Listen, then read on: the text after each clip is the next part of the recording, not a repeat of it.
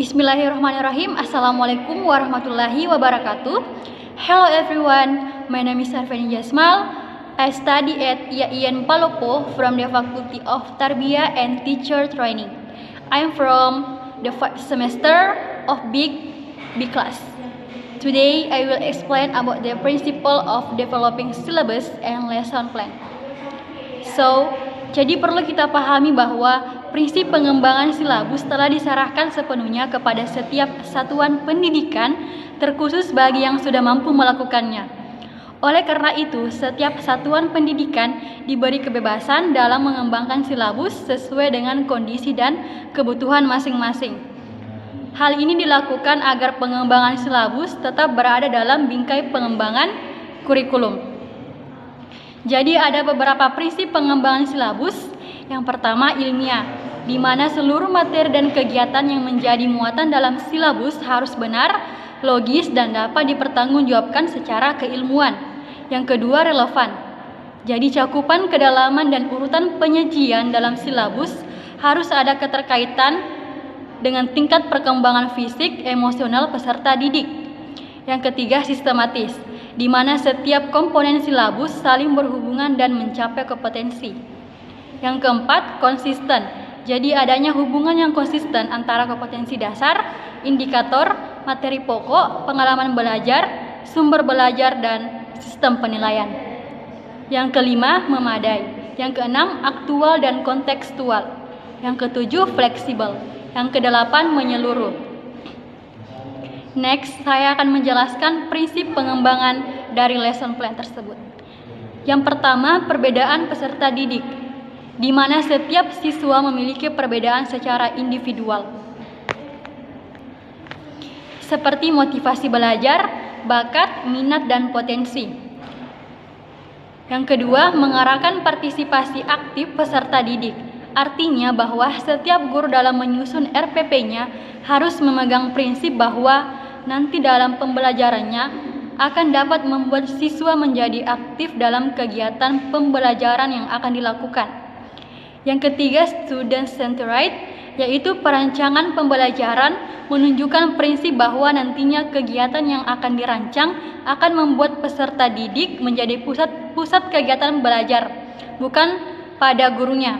Hal ini penting agar dapat mendorong semangat belajar, motivasi siswa, minat beserta kreativitas siswa.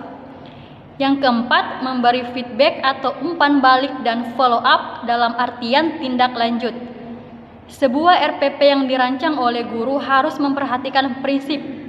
Jadi adanya pemberian umpan balik dan tingkat lanjut, baik yang sifatnya positif, penguatan, maupun pengayaan. Yang kelima, adanya keterkaitan dan keterpaduan antara kompetensi dasar, materi pembelajaran, kegiatan pembelajaran, indikator pencapaian kompetensi, penilaian, dan sumber belajar. Yang keenam, penerapan TIK atau teknologi informasi dan komunikasi.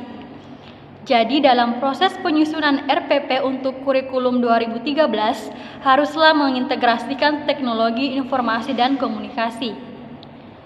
Hal ini dilakukan secara sistematis dan efektif sesuai dengan situasi dan kondisi yang dimiliki sekolah atau kelas. Next, I will explain the step for making the syllabus and lesson plans. Jadi terlebih dahulu saya akan menjelaskan langkah-langkah pembuatan atau penyusunan dari silabus. Jadi yang pertama, menentukan identitas sekolah seperti nama sekolah, mata pelajaran, kelas atau semester, beserta tahun ajaran. Yang kedua, merumuskan kompetensi dasar. Jadi, kompetensi dasar merupakan penjabaran dari standar kompetensi. Rumusan kompetensi dasar dari setiap mata pelajaran sudah ada dalam standar isi kurikulum.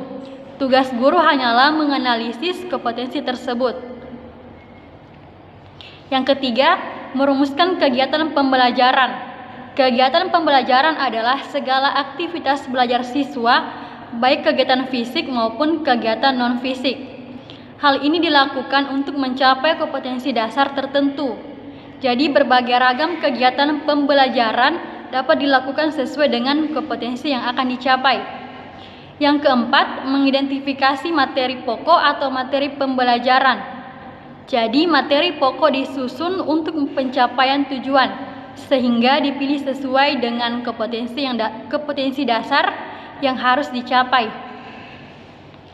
Yang kelima, merumuskan indikator pencapaian. Kompetensi indikator pencapaian disusun untuk menentukan keberhasilan pencapaian kompetensi dasar dan sebagai dasar untuk menyusun alat evaluasi. Selanjutnya nomor 6. Menentukan penilaian. Jadi penilaian adalah suatu proses atau serangkaian kegiatan, yaitu kegiatan memperoleh data tentang proses dan hasil belajar peserta didik yang dilakukan secara sistematis.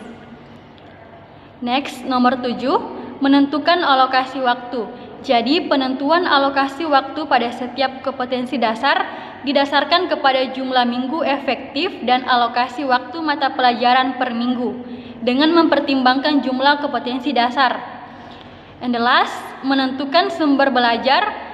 Jadi sumber belajar adalah rujukan bahan yang digunakan untuk kegiatan pembelajaran yang berupa buku, kamus, atau internet. Baik, selanjutnya saya akan menjelaskan langkah-langkah penyusunan atau pembuatan dari RPP atau lesson plan. Yang pertama, menuliskan identitas mata pelajaran seperti nama sekolah, mata pelajaran, tema, kelas atau semester, dan alokasi waktu. Yang kedua, menuliskan kompetensi dasar. Jadi, KD adalah sejumlah kemampuan yang harus dikuasai peserta didik dalam mata pelajaran tertentu sebagai rujukan penyusunan indikator kompetensi. Yang ketiga, menuliskan indikator pencapaian kompetensi. Yang keempat, merumuskan tujuan pembelajaran dasar. Jadi, tujuan pembelajaran dibuat berdasarkan standar kompetensi dasar, dan indikator yang telah ditentukan. Yang kelima, materi ajar. So, materi ajar memuat fakta, konsep, prinsip, dan prosedur yang relevan. Yang ketujuh, alokasi waktu. Jadi, alokasi waktu ditentukan sesuai dengan keperluan untuk pencapaian kompetensi dasarnya. Yang kedelapan, menentukan metode pembelajaran. Jadi, metode pembelajaran digunakan oleh guru untuk mewujudkan suasana belajar dan proses pembelajaran agar siswa mencapai kompetensi dasar atau indikator yang telah ditetapkan. Kemudian nomor 9 atau ke-9. Jadi penilaian hasil belajar. Instrumen penilaian hasil belajar disesuaikan dengan indikator pencapaian sehingga dapat mengacu kepada standar penilaian. Kemudian yang terakhir, menentukan sumber belajar. Jadi penentuan sumber belajar didasarkan pada standar kompetensi dasar, serta materi ajar, serta kegiatan pembelajaran dan indikator pencapaian kompetensi. Jadi itulah tadi penjelasan saya tentang prinsip pengembangan silabus dan RPP atau rencana pelaksanaan pembelajaran beserta langkah-langkah penyusunan atau pembuatan silabus dan RPP. I think enough. Thank you for the attention.